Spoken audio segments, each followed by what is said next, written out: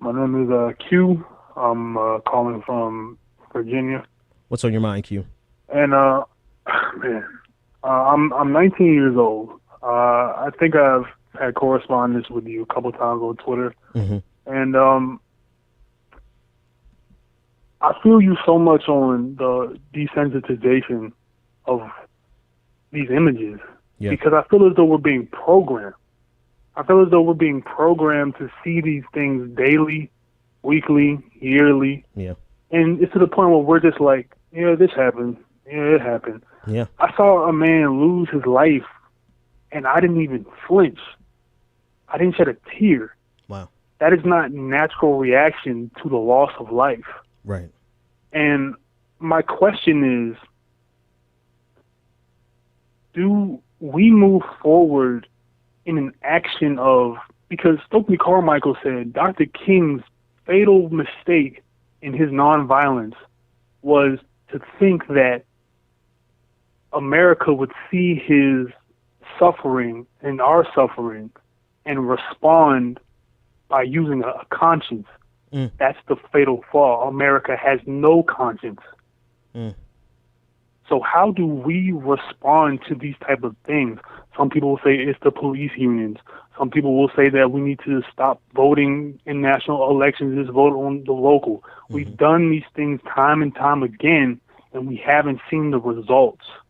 And I'm 19 years old. My mother cries every time I'm 10 minutes late coming home.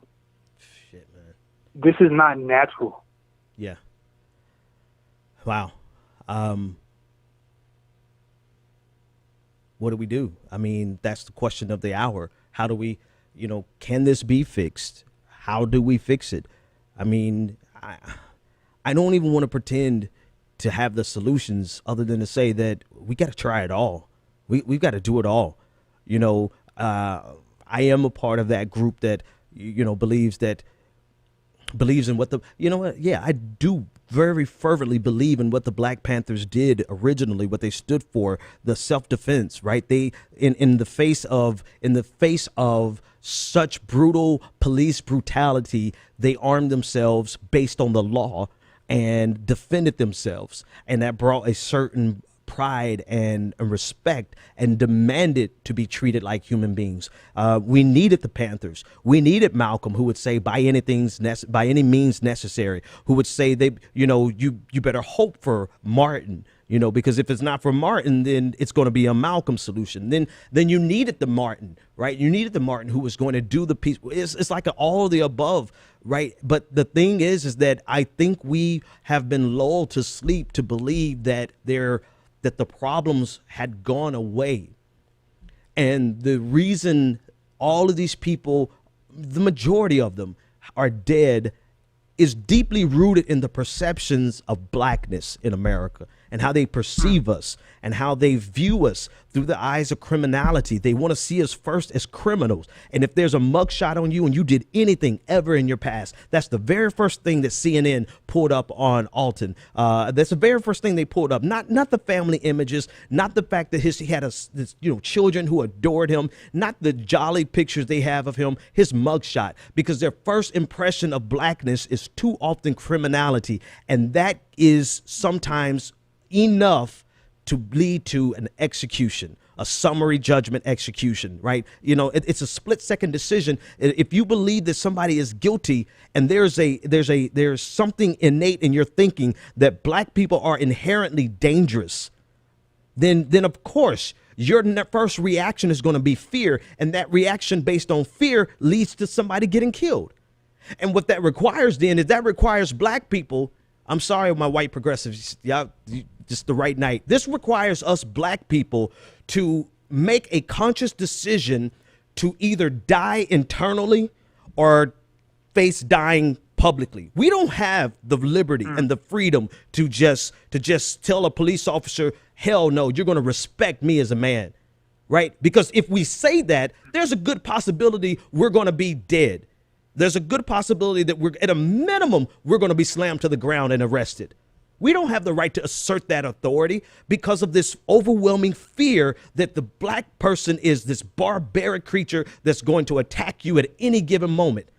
And I guess if you put it in the proper perspective of all the things black people have been through in America, then I might be scared too if I was a white person who was charged with carrying out the protection of this system. But it's so deeply rooted that now people and it's not even just white people, man. Do you realize black people, we do it to ourselves. They're black officers who do it. It's so deeply rooted that we're afraid of ourselves. So to answer your question, what is the solution? Damn it, I don't know.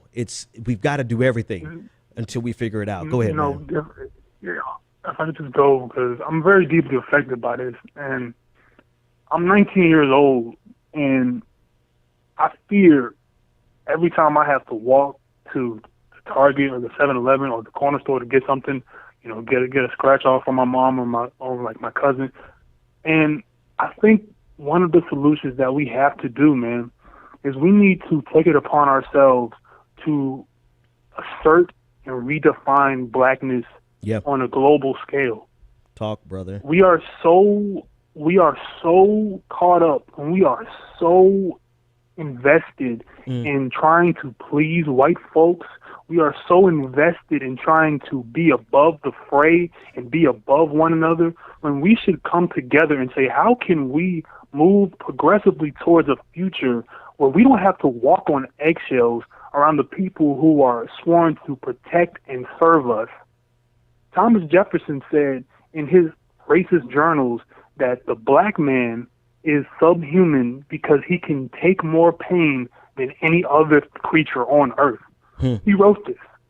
And that has been ingrained into certain bigots and white supremacists. It is global. That if you do something to a black person, they can take he won't feel it, she won't feel it. And you know what's sad, though? What's sad, though, is despite his racist connotation saying that we're subhuman, is that we've internalized this and we take the burden of the world on our shoulders. We're not allowed to be angry. Not publicly. We're not allowed to be sad, not publicly, but then we're seen as weak. If you're a woman and you're angry, then you're an angry black woman. If you're a woman and you're emotional, then you are, you're an emotional black woman. If you're a man and you're angry and you express discontent, you just are anger, then all of a sudden you're a threat to the system. And we internalize this for years, man, for generations, to the point where we are taking on more than the average human takes on. And he thought it was subhuman. I don't see it as a badge of honor, but if anything, we are stronger because we have had to be stronger. And I think we're finally to the point where we're saying we're tired of being stronger. Fix the damn system. Man, I appreciate the call, man. I want to clear up the lines and you stay safe out there and keep your head up. And thanks for those great words. Thank you so much. Have a good day.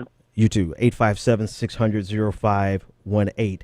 And this isn't to say, man, this is not to say that every black person that has been killed by the police has been innocent or an angel. Not at all. It should simply say that we should have a better expectation of our police, of our police officers, of our policing agencies, that they are not so trigger happy that we have this inordinate amount of people killed in America by police officers.